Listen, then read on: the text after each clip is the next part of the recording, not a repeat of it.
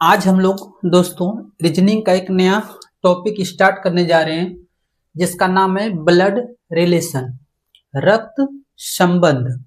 जितना भी variety exam में पूछे जाते हैं सारा हम प्रीवियस क्वेश्चन भी करेंगे।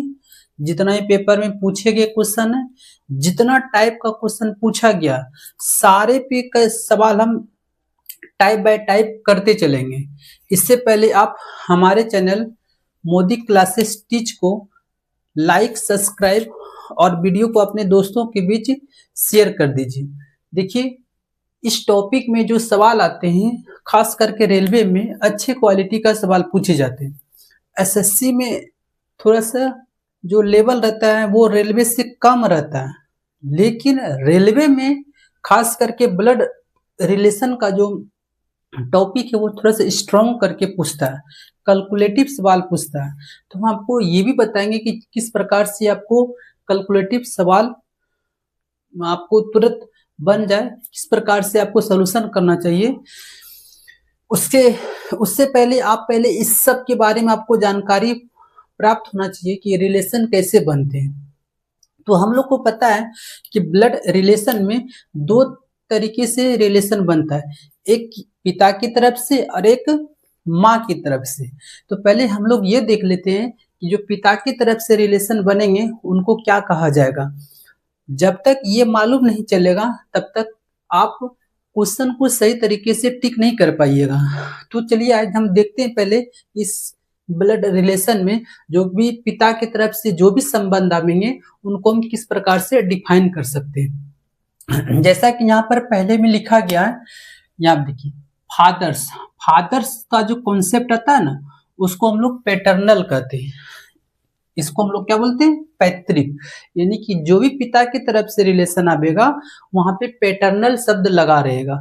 अगर पैटर्नल शब्द लगा हुआ है इसका मतलब वो जो रिलेशन बन रहा है वो पिता की तरफ से बन रहा है। जैसे यहाँ पे पॉइंट नंबर फर्स्ट में हम लिखे हुए हैं कि फादर, इसका मतलब क्या हो गया। तो आप जैसे इसको लगाएंगे तो ग्रैंड फादर, इसके बारे में सबको मालूम है कि दादाजी को कहते हैं। लेकिन अगर एग्जामिनर सेट करने के प्रयास करेगा तो ये एग्जामिनर ये भी सेट कर सकता है कि पैटर्नल ग्रैंड फादर, इसका मतलब जो भी रिलेशन होगा वो पिता की तरफ से ये दे सकता है एग्जामिनर। अगर ये दिया तो आप तो सरल से टिक कर लीजिएगा। तो एग्जामिनर ये भी दे सकता है कि दादाजी को ही हम लोग क्या कहते हैं, पैटर्नल ग्रैंड फादर कहते हैं। अगला दूसरा नंबर कॉन्सेप्ट है आपका फादर्स मदर।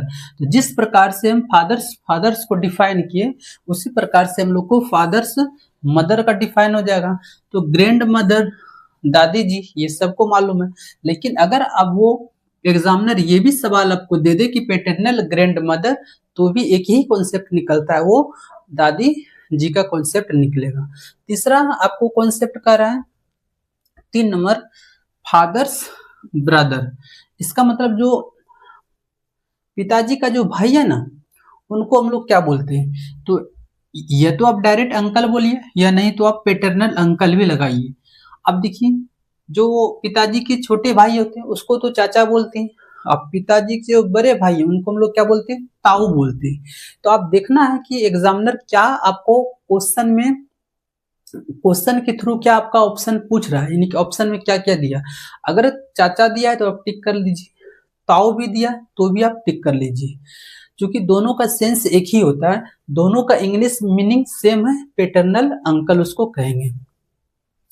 आगे बढ़ते हैं कॉन्सेप्ट नंबर 4 पर। इनको थोड़ा सा ध्यान से देखना कि फादर्स सिस्टर, तो इनको हम लोग क्या बोलेंगे, पैटर्नल अंट बोलते हैं, जिसको आंटी भी कहेंगे या नहीं तो बुआ बोलेंगे इसको। आप जानते हैं कि जो पिता की बहन है उसको हम लोग रियल में हम लोग अपने ग्रामीण क्षेत्र में उसको बुआ बोलते हैं।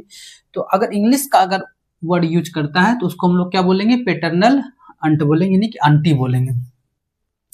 यहाँ पर आपको ये वर्ड थोड़ा सा कॉन्सेप्ट में ध्यान से रखना है कि ये सारा वर्ड एग्जाम में पूछे गए हैं कि इनका मीनिंग क्या होता है। तो देखिए साली को हम लोग क्या बोलते हैं, सिस्टर इन लॉ। भाभी को भी हम लोग इंग्लिश में क्या बोलेंगे, सिस्टर इन लॉ। देवरानी को भी हम लोग क्या बोलेंगे, सिस्टर इन लॉ। जेठानी को क्या बोलेंगे, सिस्टर इन लॉ। ननद को क्या बोलेंगे हम लोग? Sister in law. सलहज, और कहीं कहीं पे इसको सरहज भी लिखा जाता है, कहीं पे सलहज भी लिखा गया, लेकिन दोनों का मीनिंग सेम है। अब हम आपको इसका मीनिंग समझा देते हैं कि ये साली किसको बोलेंगे। इसके बारे में तो पता ही है कि जो भाई का जो यानी कि भाभी का जो बहन होगा उसको हम लोग साली बोलते हैं। भाभी को तो पता ही। देवरानी किसको बोलते हैं? देवरानी क्या बोलता है कि देवर का जो पत्नी है उसको हम लोग देवरानी बोलते हैं। इसका मतलब आप जानते हैं जो भाई का जो बहन होता है भाभी उसको क्या बोलती है? ननद। सलज अभी हम बता दिए। जो साले की पत्नी होती है सलज क्या बोलेंगे? साले की पत्नी। साले की जो पत्नी है उसको हम लोग क्या बोलते हैं? सलज या सरज बोलते हैं। तो इस प्रकार से हम लोग देखते हैं अब माँ की तरफ से रिलेशन क्या होता है उसके बारे में भी थोड़ा सा हम जानकारी प्राप्त कर लेते हैं। ये पिता की तरफ से हम लोग को जानकारी प्राप्त हो गया। अब माता की तरफ से देखते हैं। माँ की तरफ से जो रिलेशन है हम यहाँ पे लिखे हुए, इसको आप थोड़ा सा समझते हैं कि माँ की रिलेशन जो भी है वो किस प्रकार से हम लोग लेते हैं। जैसे पिता की तरफ से रिलेशन था उसी तरह माँ की तरफ से रिलेशन है। पहला नंबर इसमें माँ का तरफ के रिलेशन क्या बोल रहा है कि मदर्स फादर, यानी कि माँ का जो पिताजी है उसको हम लोग क्या बोलेंगे? तो यहाँ पे लिखे हुए मेटरनल ग्रैंड फादर, यानी कि उसको नाना जी बोलते हैं। इस सबको मालूम ही है। दूसरा इसमें कॉन्सेप्ट है मदर्स मदर, यानी कि माँ का जो माँ है उनको हम लोग क्या बोलेंगे? तो मेटरनल ग्रैंड मदर, हिंदी नाम उसका क्या है? नानी जी। ये तो भाई सबको पता ही होता है, सिर्फ कंफ्यूजन इसमें है। ये भी हम पहले ही बता चुके। मदर की तरफ से रिलेशन है तो मेटरनल, पिता की तरफ से जो रिलेशन उसको पेटर्नल। तीसरा नंबर कॉन्सेप्ट इसमें कर रहा है कि मदर्स ब्रदर, यानी कि माँ का जो भाई है उसको हम लोग किस प्रकार से डिफाइन करेंगे? तो उसको हम लोग बोलेंगे मेटरनल अंकल बोलेंगे।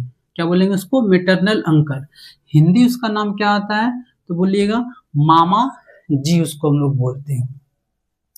4 नंबर आपका कॉन्सेप्ट है कि मदर्स सिस्टर, यानी कि माँ का जो बहन है उनको हम लोग क्या बोलेंगे? तो यहाँ पे हम लोग क्या बोलेंगे इसको? मेटरनल आंट या आंटी। तो हिंदी उसका हम क्या यूज करते हैं? तो मौसी जी। मौसी जी को हम लोग क्या कहते हैं? मेटरनल आंटी बोलते हैं। यहाँ पे कुछ इंपॉर्टेंट बात लिखा गया है कि आपको इसका भी आपको पता होना चाहिए। इसमें कह रहा है भाई का बेटा, अगर भाई का बेटा है तो भतीजा लगेगा, बहन का बेटा है तो भांजा लगेगा। ये तो हिंदी मीनिंग दे रहा है, लेकिन एग्जामिनर आपको इंग्लिश में मीनिंग दोनों का सेम होता है। उसको हम लोग क्या बोलते हैं? नेफ्यू बोलते हैं। भतीजा को भी नेफ्यू और भांजा को भी क्या बोलेंगे? नेफ्यू बोलेंगे। ठीक इसी प्रकार से आगे यहाँ पे लिखा है भाई की बेटी, तो इसको हम लोग क्या बोलेंगे? भाई की अगर बेटी है तो उसको भतीजी बोलते हैं, और बहन की अगर बेटी है तो उसको हम लोग क्या बोलते हैं? भांजी बोलते हैं। ये तो हिंदी मीनिंग है। फिर उसको हम लोग इंग्लिश में दोनों का एक ही नाम है। कहीं कहीं इसको उच्चारण में नाइस बोलते हैं, कोई निस भी बोलता है, तो दोनों एक ही चीज है। बस आप समझिए, वर्ड से आपको एग्जामिनर से कोई मतलब है नहीं, सिर्फ आपको कॉन्सेप्ट समझना है कि भांजी है तो निस या नाइस बोलेंगे, भाई का बेटी है तो भतीजी या उसको भी निस या नाइस बोलेंगे। तो ये सब आपको इतना सारा जानकारी इस चीज के बारे में आपको पता होनी चाहिए, तब आपका एग्जाम अच्छी तरीके से आप एग्जाम में क्वेश्चन को डील कर पाइएगा। और भी कुछ पॉइंट बाकी हैं जो हम देखते हैं, जो भी पॉइंट अभी बाकी है हम सारा पॉइंट करेंगे। आगे है आपका बेटे का बेटा, उसको हम लोग पोता बोलते हैं। बेटी का बेटा उसको हम लोग क्या बोलते हैं? नाती बोलते हैं। लेकिन दोनों का इंग्लिश मीनिंग सेम है। क्या है भाई? तो आप बोलोगे ग्रैंड सन बोलेंगे, यानी कि पोता भी होगा तो उसको ग्रैंड सन बोलेंगे, नाती भी होगा तो उसको हम लोग क्या बोलेंगे? ग्रैंड सन बोलेंगे। हिंदी में जरूर अलग है, लेकिन इंग्लिश में मीनिंग उसका क्या आता है? एक ही होता है। आगे बेटी का पति, ये बिल्कुल अलग है। उसको हिंदी में हम लोग क्या बोलते हैं, दामाद, लेकिन इंग्लिश में सन इन लॉ बोलेंगे।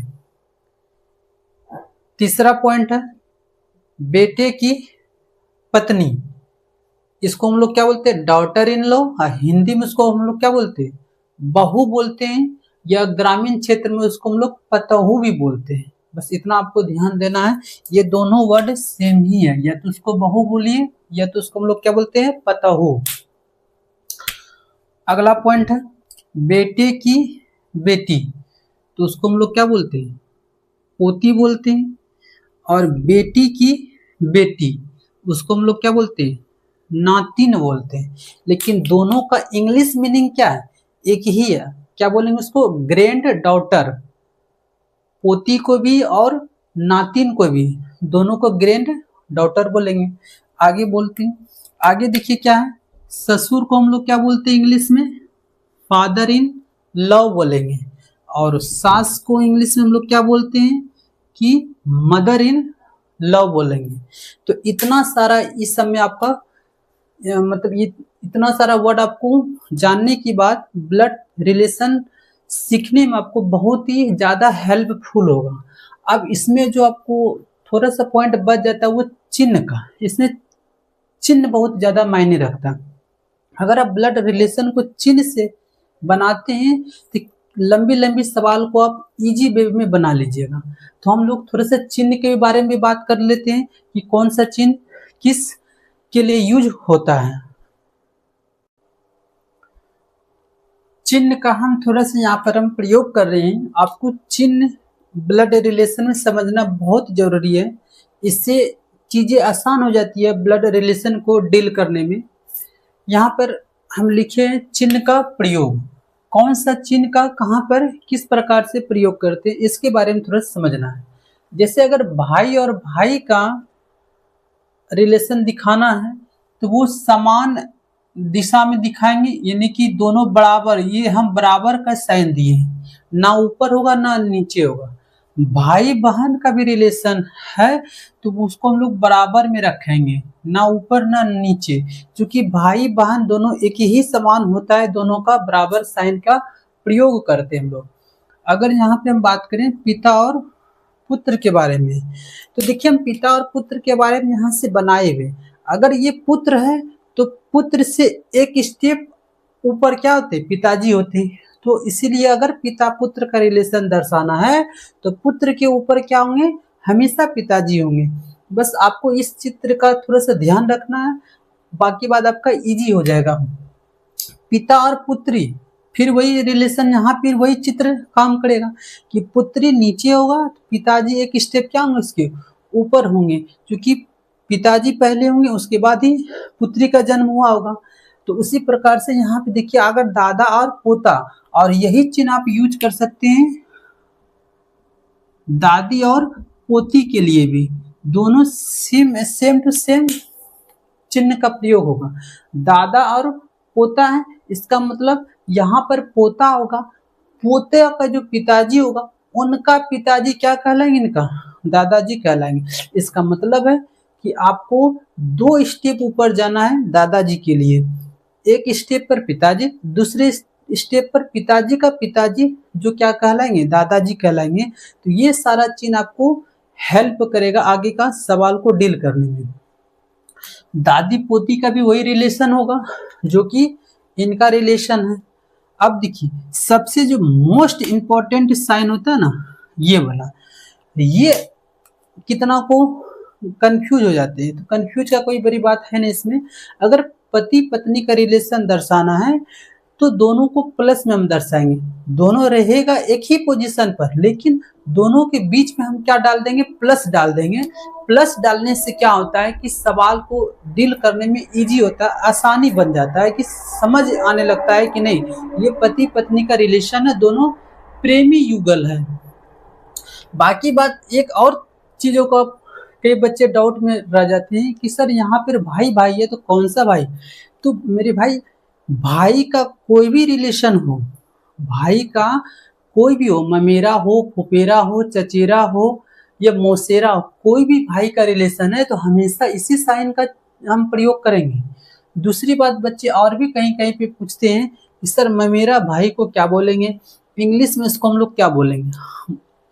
तो हम इसको बारे में भी थोड़ा सा बता देते हैं।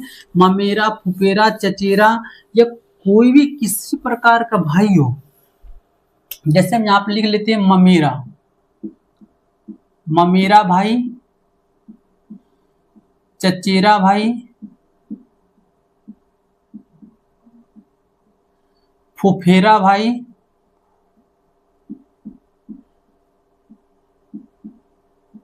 या मौसेरा भाई।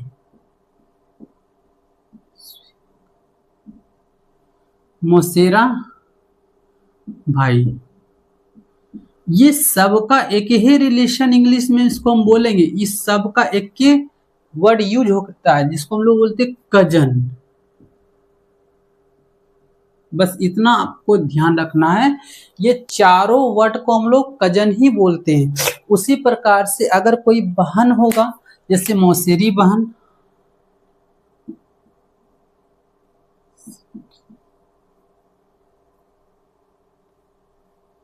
मौसेरी बहन,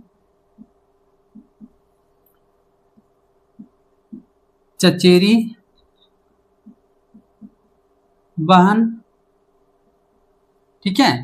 तो जो भी किसी भी प्रकार का बहन है उसको हम लोग कजिन बोलेंगे। क्या बोलेंगे उसको हम लोग? कजिन बोलते हैं। बस इतना थोड़ा सा ध्यान रखना है, आपका ब्लड रिलेशन में एक भी सवाल गलत नहीं होगा। आप चिन्ह का हमेशा प्रयोग कीजिएगा, तो एक भी सवाल गलत होने की संभावना ही नहीं है। तो आज हम लोग इस वीडियो में सिर्फ चिन्ह और उनका रिलेशनशिप के बारे में जाने कि किसको क्या बोला जाएगा।